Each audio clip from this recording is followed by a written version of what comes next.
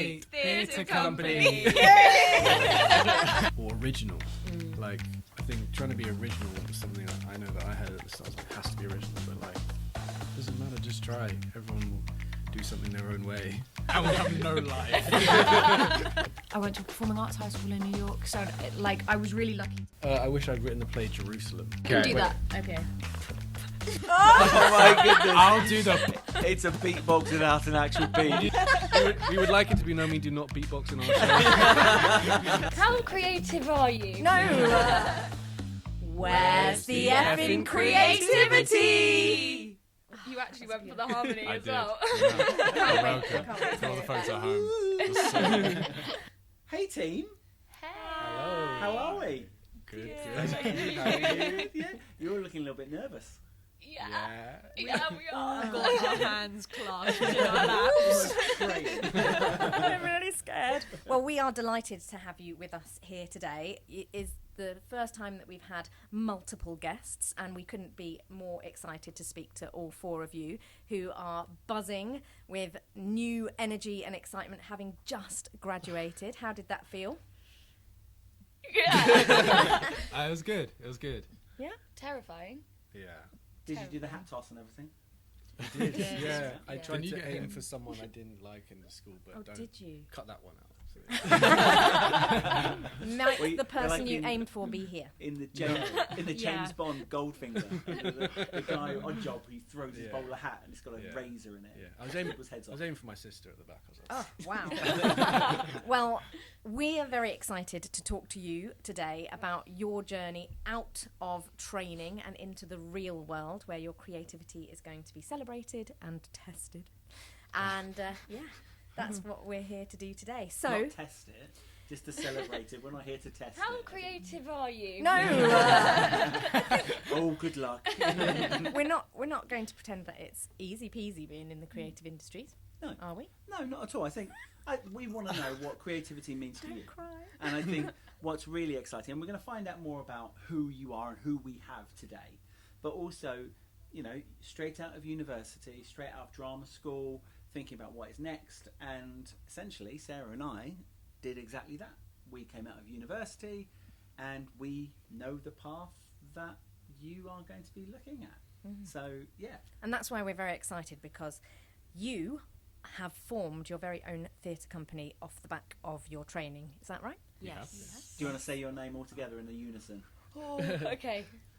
We are Blank Slate Theatre Company. I will have no life. I said so slowly. And because you're brand new, you haven't actually got like an official like company bio or anything like that. You're that fresh.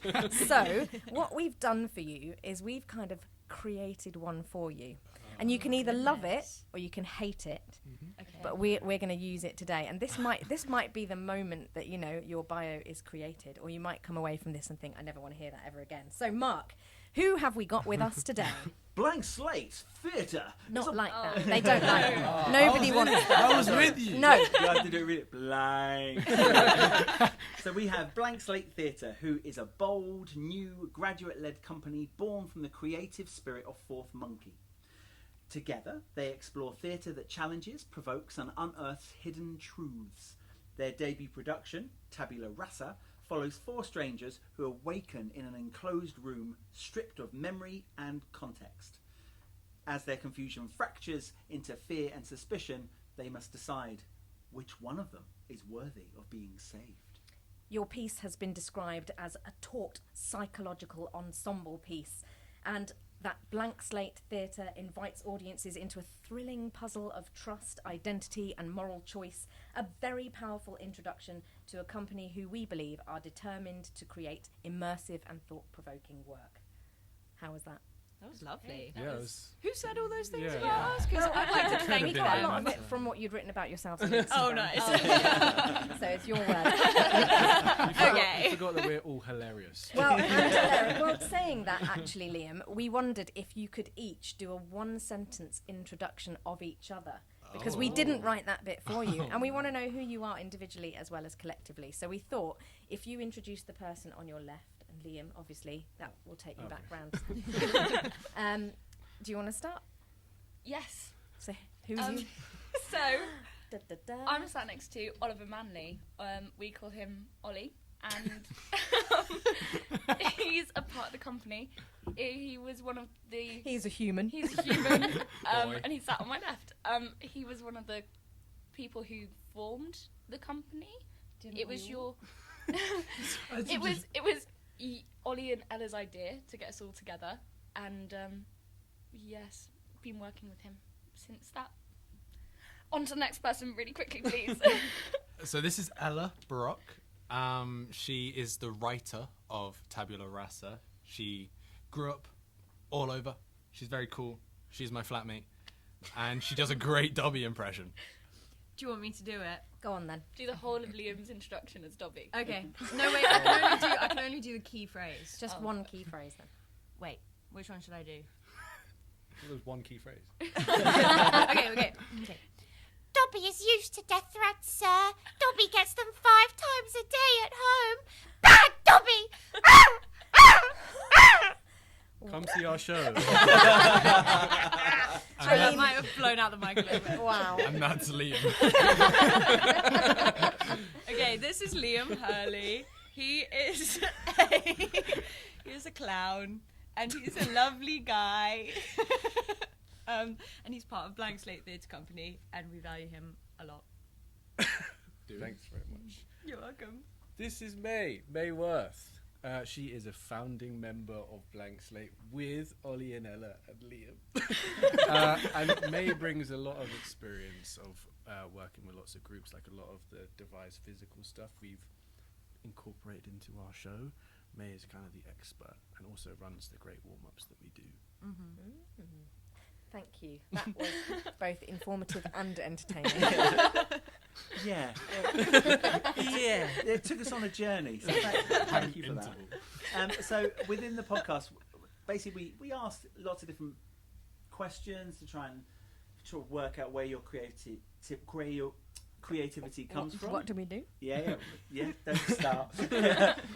So we've got different questions for you. So I'm going to start with Ollie. No, we're not. We have to introduce the podcast because Oh now we're all my all gosh. here together. Oh, great. Got me We need sweating. to ask the big question, and we'd love you to join us in asking, "Where's the effing creativity?" Yeah. Are you ready? We're ready. You ready? You might want to lean in a little bit. We're doing harmony, the one we practice. Yeah, go for it. Dobby impression. Ready? Where's the effing creativity? You actually went for the harmony I as did. well. Yeah. wait, Welcome I can't wait to all to the hear folks it. at home. Now we You can were a ask bit the pitchy questions. over there, actually. Wow. So Ollie, let's start with you. I don't know why. Yay. We're just going to pick on you first. Thank you. So tell us a bit more about you and your creativity and how creativity is part of your life. How do you see it as your day to day? It's a necessity. I pull my cereal differently every day.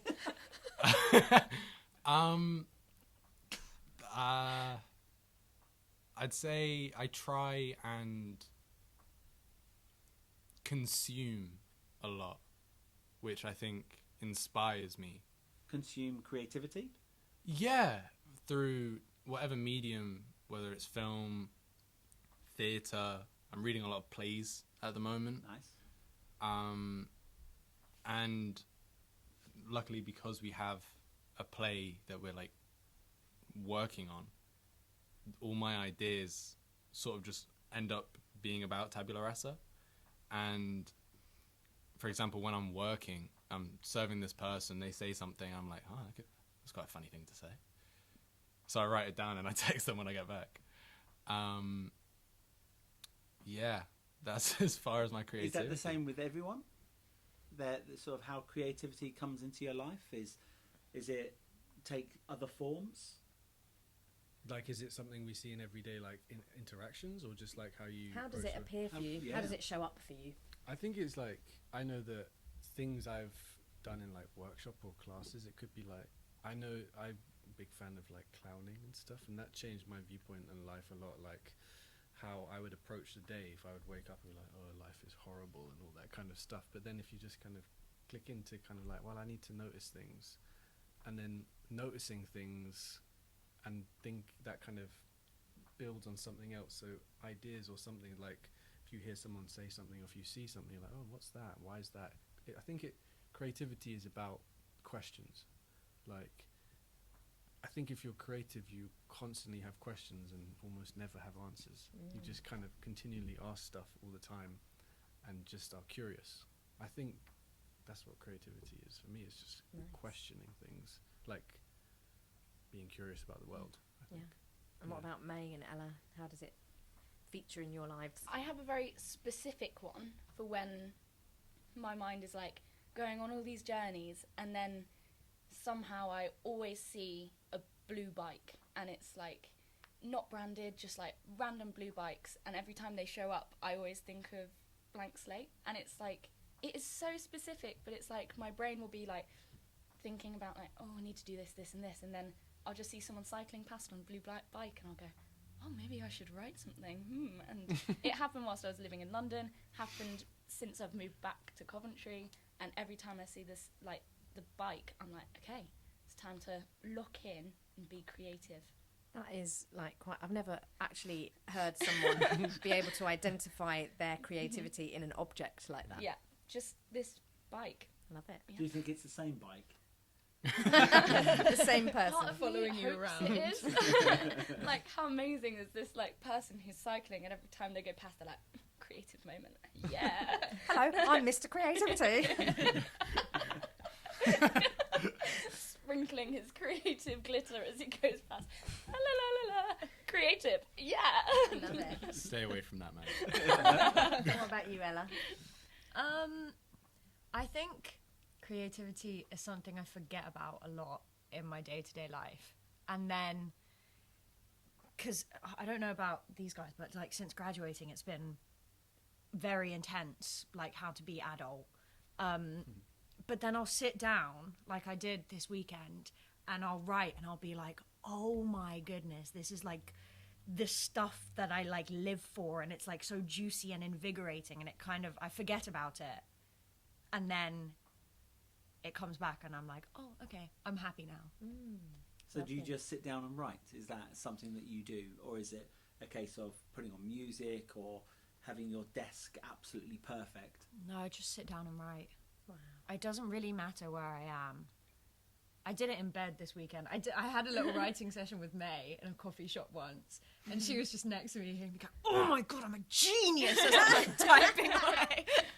Love that. Yeah, anywhere. It has to be quiet in the room, or not like, like if music's playing, I'm going to get distracted and listen to the lyrics. If like TV's playing, I'm going to watch the TV. Yeah. That was something mad, because when we had this like writing session, I had my headphone in, I was talking to someone else, I was eating chips and still writing, and Ella was like, I need complete silence, let me focus, and I was like, wow, how our brains work. Yeah, I mean that feels very like close to how I think both you and I operate. Yeah. Mark and I have to have silence. I have to have ultra focus. I have to have my mind clear to be able to concentrate. Whereas Mark can just, he likes to have music. I have to have like certain tracks, feelings, and then I'll explore that feeling through the words, and I'll listen. I can listen to the same track 100 million 60 times and just be in it, and all of a sudden Sarah then stops and says, please turn your headphones down, because I can hear the same track over and over again. But anyway, thank you, that was really insightful. One of the things that we've been asking everybody is to think back, and for you guys, you're really lucky because you don't have to think back that far about... I didn't have to either. Very not as far as us.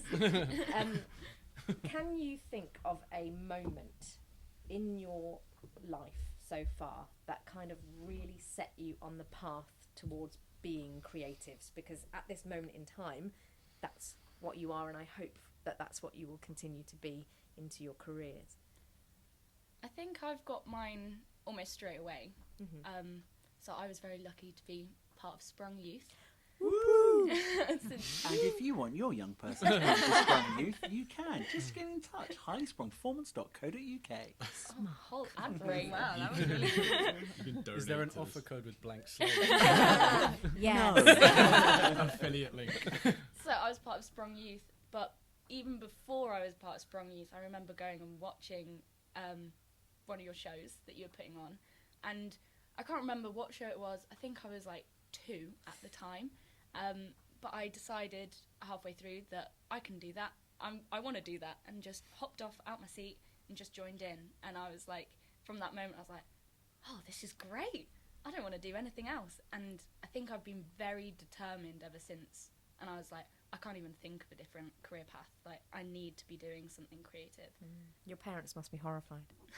Ha ha ha.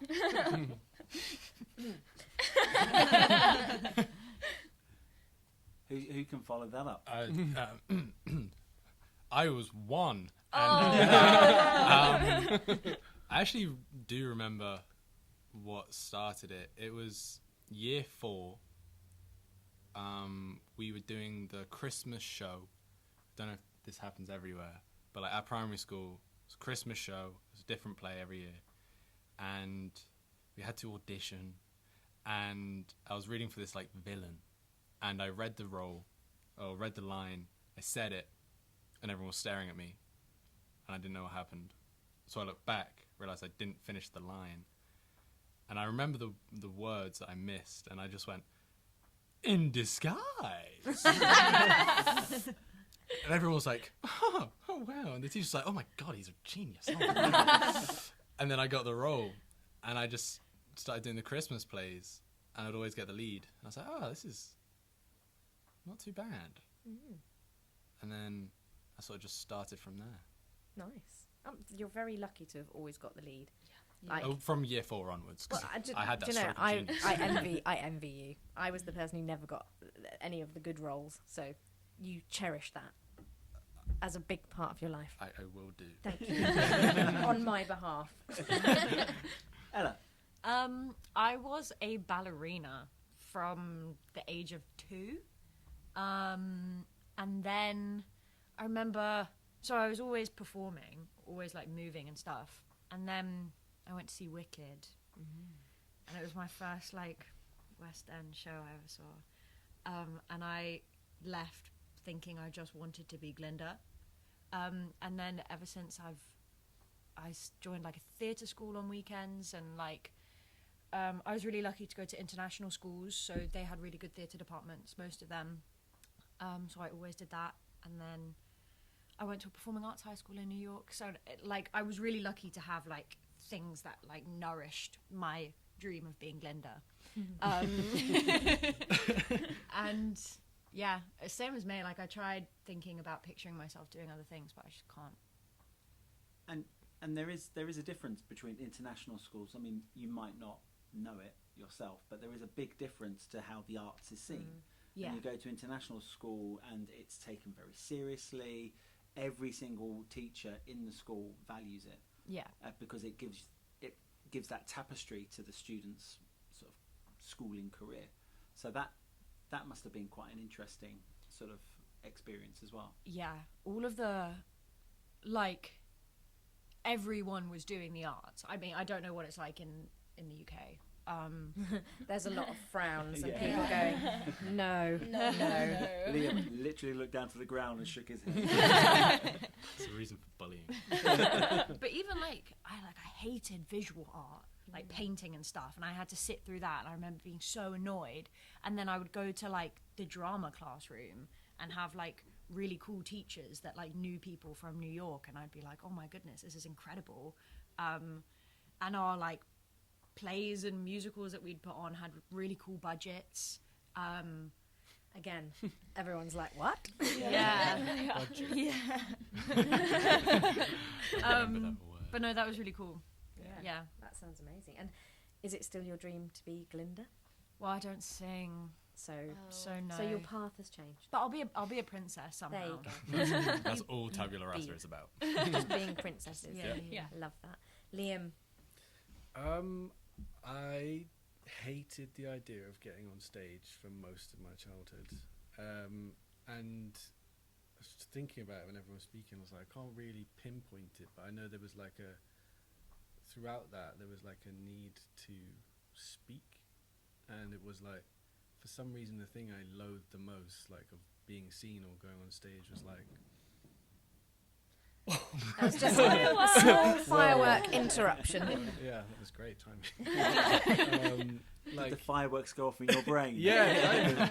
Well, it was kind of like I did the school musical, like secondary school. I was like 16 or something, and I played some minor part. But I remember having like a sort of transformative moment on stage that no one would have seen. Like it's like I'm thinking, wow, this is pretty good, and it's like, but it was being able to speak through someone else, I think, and then it like gave lots of confidence, and then it's kind of fluctuated throughout the years about feeling creative and not, and there's always a thing of returning to just the pleasure of like playing when you're kind of feeling lost and just connection and stuff. So it's that kind of finding a way to verbally or non-verbally communicate somehow.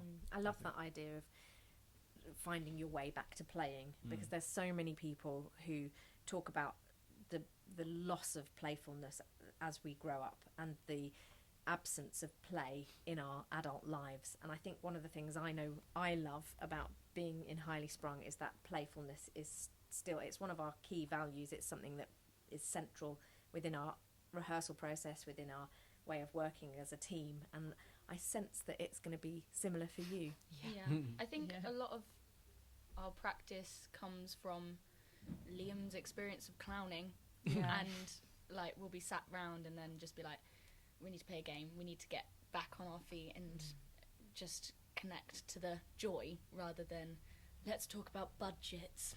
Yes. And Although budgets can be playful. I always yes, Sarah, you believe that. Sarah's budgets are very creative. You have to be creative to kind of go, I've got this tiny bit of money, how can I make it into an amazing project? That's creativity. Well, that kind of leads us on to the next question. So this one's for you, Ella, and it's the idea of challenge. And what challenges do you think of when you start thinking about creativity and being an artist, if you like? Like budget could be a challenge. Yeah, money is a challenge. Definitely. I think the biggest one that I've encountered so far, I don't want to speak for Ollie as well, but we've been like working non-stop since we graduated. So like finding time, like, could you just tell us in what vein of work are you oh talking about? yeah, of course. I'm a barista. There you go. Thank you. Ollie is a host. I do a pub quiz, Okay. and I work in a pub, and every now and then I do like fancy waiting events where I speak. Fancy waiting. Yeah, I know. I only heard fantasy waiting. So I think there's an Just a agency bow for that. tie. So you're saying that, in the context of you constantly working, it's not doing what you sort of feel that you'd want to be. Exactly. giving your I time think to. like, a teacher said to us once, which I like think about all the time, you can do absolutely anything with infinite time and infinite money, but you need to like find where on that like line you fit with both of those things and then figure out a way to move forward there. And I think like that is a challenge, time and money. But I feel like we're doing a pretty good job so far of like overcoming it because we're all here today. Definitely. And I think that's a really interesting challenge, because as a graduate company, I think it's really interesting if any of you want to talk about what does it feel like entering into the creative industries as a professional organisation. Are you being supported? Is it easy to kind of be like, oh, we can sustain this, this is going to be great? What does it feel like? It's a struggle. Yeah. It's a struggle. Yeah. Scary. And it can feel like you're being supported by so many, like, it feels like we've got loads of support, but we're not quite sure, like, it's hard when support comes with conditions as well, Right. especially, like, within the arts. It's like, oh, we could apply for this bid, but we'd have to kind of change our target audience and do all of this, or, oh, we've been given this, but, like, what does this mean for us as a group? And it's difficult with, you know, I don't live in London anymore, so I'm away from all of you, so it's like we've got the support, but I think at the minute it's just learning how to use the support best. Yeah. Yeah. I think there's something to be said for kind of being on your own and having to figure it out. Like, there is a need for support, but sometimes I think you kind of have to fail a lot to kind of figure it out. I think, like no one's gonna give you anything. You kind of have to make it yourself. Would be really nice if they did. I Please. feel like I want to challenge that back, because I feel like trying to sustain a career in the arts at the moment is really, really tough. And I'm not sure, and you can disagree with me or you can agree, that a career in the arts is seen as something that is viable, or is seen that is the same as, like, I'm going to be an accountant, I'm going to be a mechanic, I'm going to be a... Does it feel like you can say, this is my career path? No, I totally agree with you. Like, I don't know, it makes it really... I've always found it very hard, like, hello, my name is Liam, I am a professional actor. Because, like, I'm not doing anything, I'm working something else. Because you have to. Yeah. You know, that's how it... And it's kind of quite hard, especially if you're feeling low about that, to say, to have the kind of confidence to say that. You don't get a support system from, like, government, I think, as even as an individual, which I don't know how it would work anyway. But you always have to subsidize it with many things. Muggle job. Yeah, you can bring back your Dobby impression. But yeah, so it's very hard. I think it's also hard because anytime you say you're an actor or a performer or a creative, like, you go, oh, I'm an actor, and the immediate follow-up question is, oh, what have I seen you in? Yeah. And it's like, unless you've been on Netflix, it feels like you can't say that you're an actor. And I've found that hard, like, graduating, doing some, like, bits and bobs, and then it's like, I have actually done stuff, but it feels like it doesn't mean anything in the eyes of people who aren't in the same industry. And it's very fresh, you know, it's not even been, like, 3 months since you've been graduated, and you are doing loads. Keep up the good work. I like what you said about people asking you what you've been in, because Mark and I had the ultimate, like, win back when even before we graduated, we scored the best gig where... Big time. Yeah. We were only extras, right? But if people asked us, we could say that we were in a very popular ITV show that none of you would have ever heard of, called London's Burning. Yeah. I was. It was like the equivalent of Casualty, and we were like, we were there. So we'd go, oh, I've been in London's Burning. Have you seen it on ITV? They're like, oh, which character? And we're like, the one that gets burnt in a tent. There was essentially 3 of those. So there was the Bill, so it was all about police. There was Casualty, so doctors and nurses, and then London's Burning, which was firemen. And there was an amazing scene where everything's on fire, and all of a sudden you just see a tall, good-looking man. Sarah. Called Mark. Running to the camera going, Yeah. I'm a graduate. and then running away. You got the good part of the gig. I got put in makeup for 3 hours a day, sat in a tent and waited for my scene, not allowed to eat because I had, like, a blood-covered mouth, and then they cut my scene. I mean, I didn't even get to film it. The catering was so good. She couldn't have any of it. I was having to say everything through a straw, like... Anyway, thank you. That was really lovely. And also really honest of you, because I do think it is a stage in your career when you are most vulnerable. And I wish that I could say, it's going to be great, it's going to be easy. But I think, Liam, your attitude is right. Like, you have to supplement it in different ways. But I would urge you to be confident about saying that you're creatives, because you definitely are. And I was at your graduate ceremony, and your main lecturer said that that once that creativity is ignited inside you, it doesn't ever go out, and you will become creative in whatever you do. And I think that was really lovely advice. Yeah, absolutely. Mark, it's your favourite moment. Oh, It's your favourite moment of the podcast, and a little bit of a jingle, which, if you don't like, you can recreate. Can we get Ollie to beatbox for it, Oh, please? what the, Yes, please. what the heck? are you ready? Ready, go on, Drop me Ollie. a beat. Yeah, Do you want me to? I'll do Yeah, go. Ella's going to join in too. Oh, this sucks. We're I think expecting Liam's got to excellent hop in things as now. well. Maybe you all should. Didn't you do beatboxing We on your all course? did. We did. Yeah, come on then. I don't remember Wait. that. I'll do that. No, I'm gonna. I can Okay, do wait. that. Okay. Oh my goodness! I'll do the. It's a beatbox without an actual beat. You It's do- more of What we do? a fly against the wall. Okay, the static. I mean, Why don't you we've start just and gone maybe to a we'll just new do- level.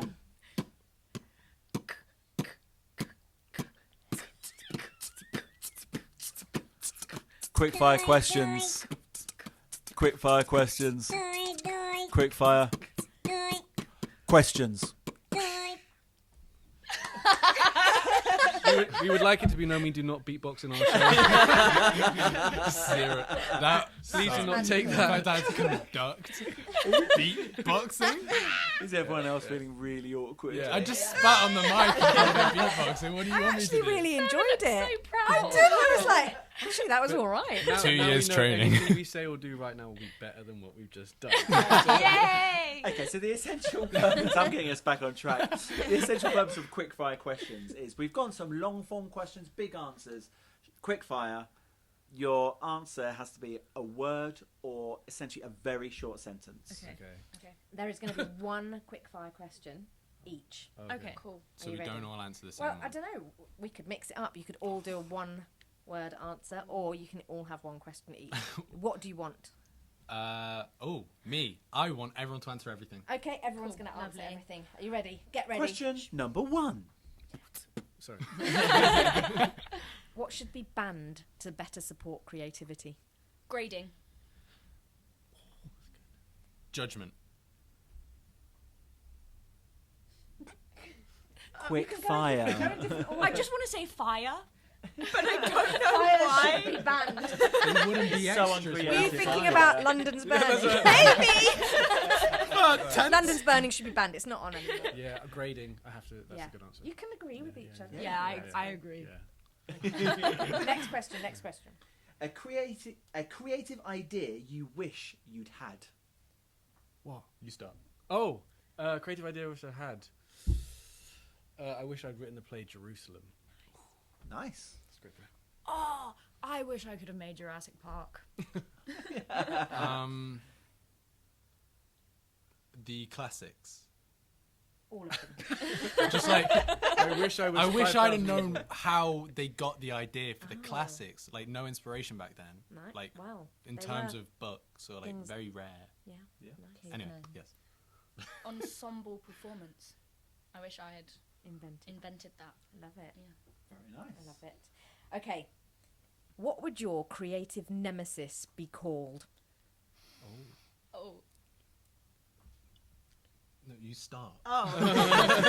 It would be called. Ollie just literally pointed at Ella, suggesting that she should start, and Ella went, I don't want to be your creative nemesis. Maybe you already are. Mine would be Mr. Evil. You're doing Austin really Powers. well. Mr. Evil, he hasn't got his doctorate yet. Mini me. You're doing really well with the quick fire. It's really stressing me out. Somebody else go fast. Don't Liam. think about it. That guy from school when I was young and who stole the lead part. I know. Name You know what his name was? Ollie as well. oh.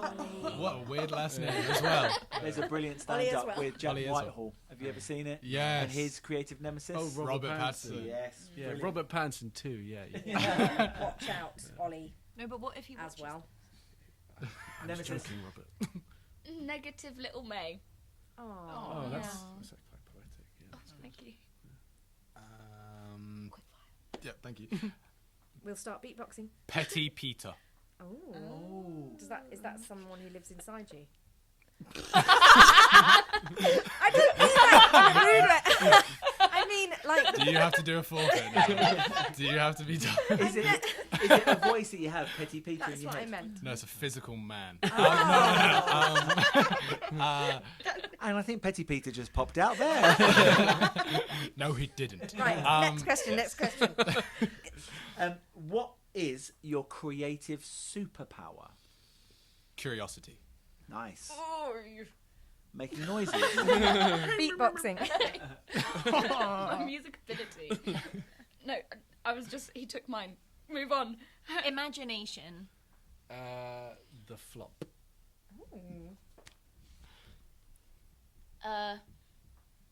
Big brain images. Thank God it went there.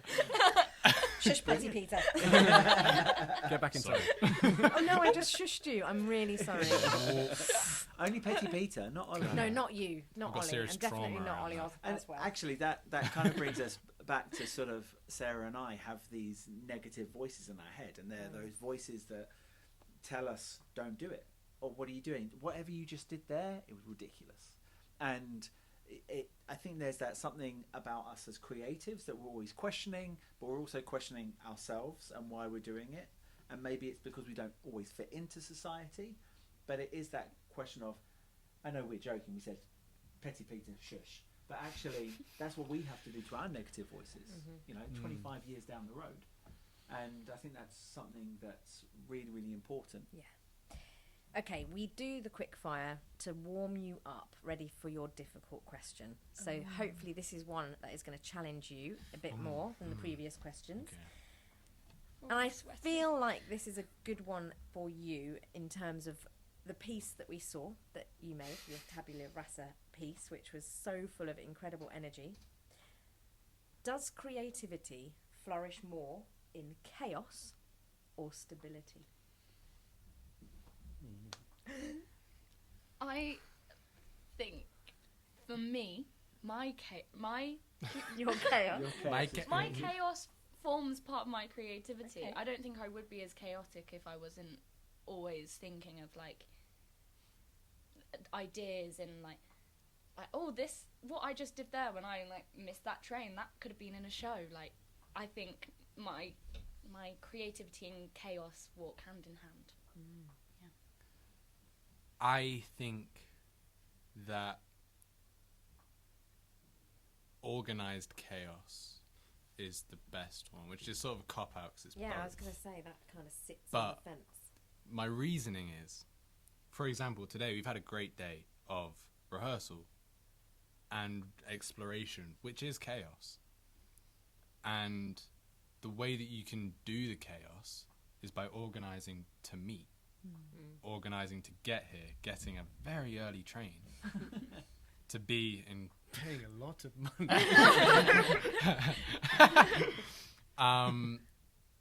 And within that, you get to explore the chaos. It's like when you have like a heartbreaking scene, which most actors love to go to. It's chaos. It has to be chaos. You don't know what you're doing. You can't know what you're doing. That's sort of why we do it. Embrace it. Yeah. You can't do that on the street. Yeah. You have to be safe. You can't. Some people do, but like in terms of, you can't just live your life as that person, because you need to pay bills. You need to live normally. So you're saying there needs to be some kind of structure around that chaos in order to let it thrive in a positive way. Yeah. You sort of build up the ugly so you can let it all out. Love that.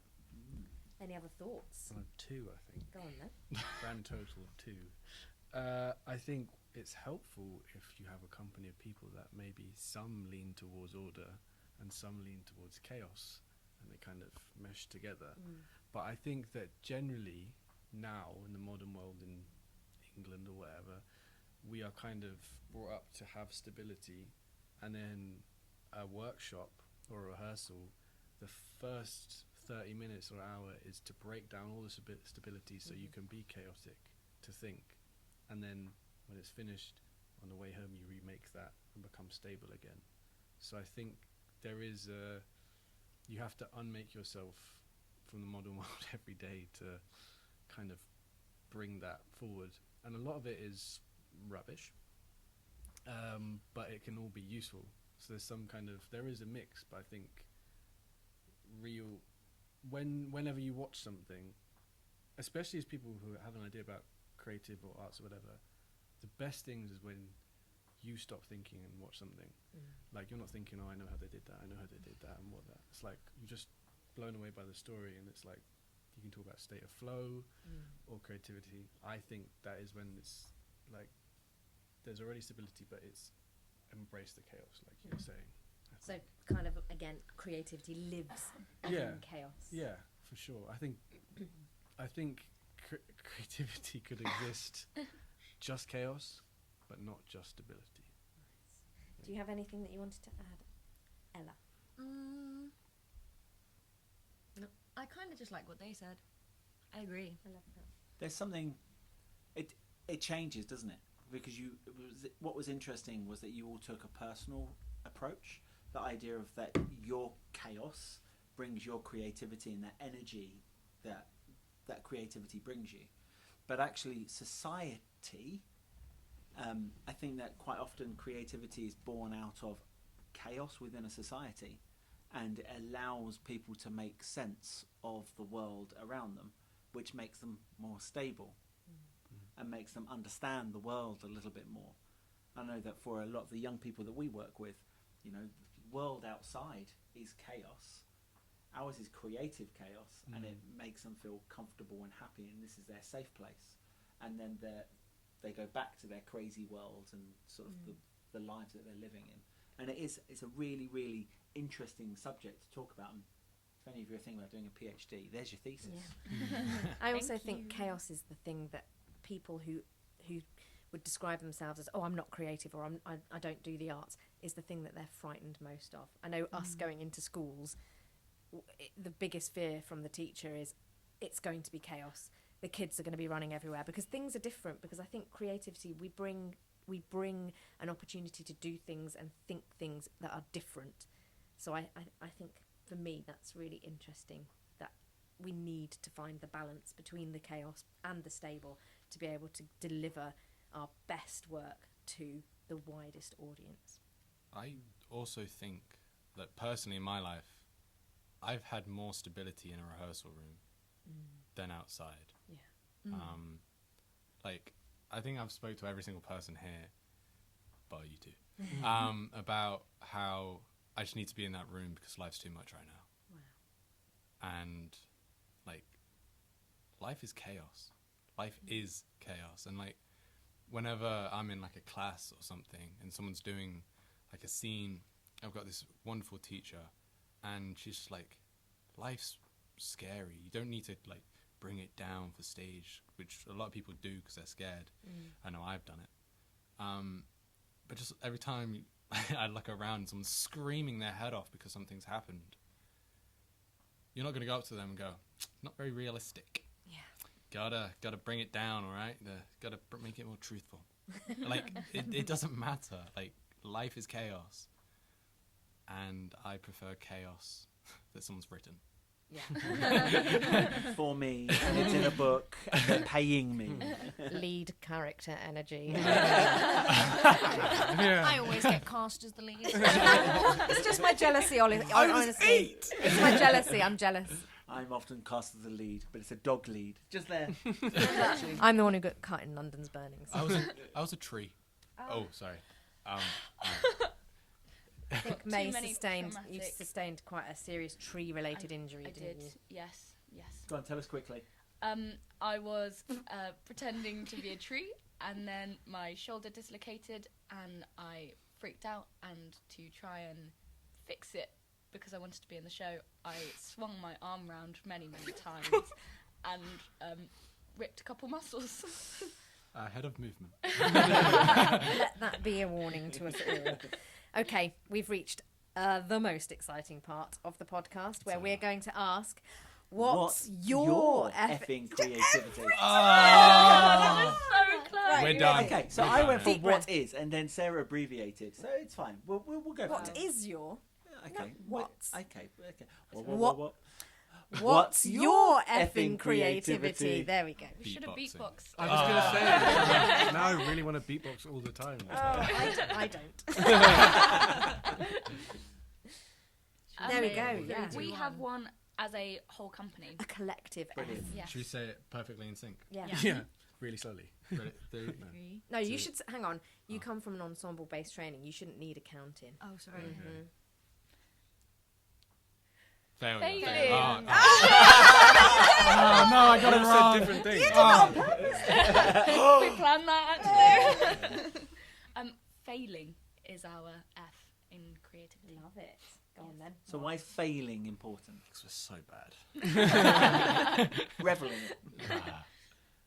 That's another one that came from Liam's clowning, actually. Yeah.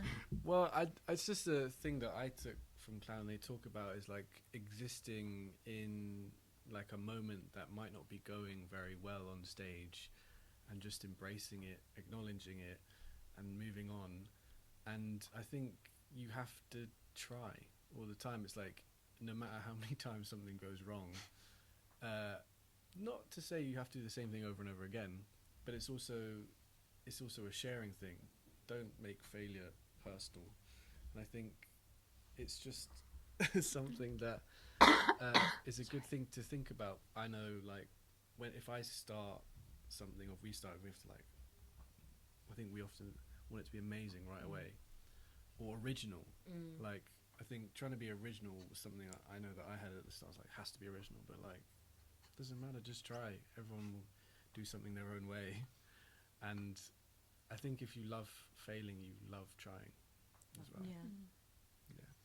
Did that sum it up well for you? Sort of just stole my words.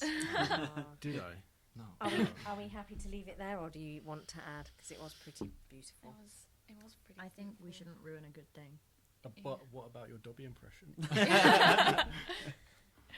No? Ella's really thinking about it. I think one Dobby impression is probably enough for a podcast. Yeah, I agree.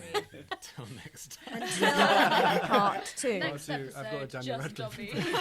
Well, thank you so much. I think there is plenty of good failing for you to do as a company, as you discover who you are, as you make new work, as you learn new things about yourselves as creatives. You know, I think we're really excited to see what's next. It's really exciting to know that you are the 2025 bursary winners from Fourth Monkey. That was pretty exciting news. And that hopefully that means that you have the time and space to kind of invest a little bit more in developing your new piece. Is it still Tabula Rasa? Is it going to develop? Is it going to have a new name? We're definitely Blank Slate Theatre Company. So if any listeners want to give us a follow, we're on TikTok and Instagram at Blank Slate Theatre Company on Instagram, at Blank Slate _TC on TikTok. Love that. Well, I hope that this brings you lots of interest, because we're going to be watching with interest. Absolutely, especially after that blah blah. I'm definitely. If you weren't sold by the beatboxing, that would have I been mean, we're coming just for that moment. Yeah, I I think- keep forgetting. I think it's important to wish you good luck on your journey as well. Yeah. And I think what you said about failure is really, really important. And quite often people say, you know, life is not a rehearsal, you know, make the most of it. But actually, life is a rehearsal, and it should be a rehearsal. It should be full of failure. It should be full of moments where you get it absolutely bang on brilliantly, and then you remember that for later on. And we wish you the very, very best of luck. And if anyone is listening here, please do give them a like, a share, a follow, all of those sorts of things. And you've been absolutely brilliant and so much fun. And may your playfulness continue, and especially the impressions. Priceless. The music's already playing. It's all going, so we can go blah blah blah blah blah blah. Thank you. Goodbye. Dobby is a good girl. It's not as good as mine. It's fine. Thanks for listening to Where's the Effing Creativity? Where's the Effing Creativity is a Highly Sprung podcast. If you want to know more about Highly Sprung and the work that we do to bring creativity to children and young people across the UK and the world, check us out. We are highlysprungperformance.co.uk, or you can find us. We are at Highly Sprung on all social media platforms. If you have a creative question you want us to ask one of our guests, or if you think you have an alternative take on creativity and want to talk to us about it, please do get in touch. We can't wait to hear from you. But for now, that's it. Can't wait to speak to you soon. Bye!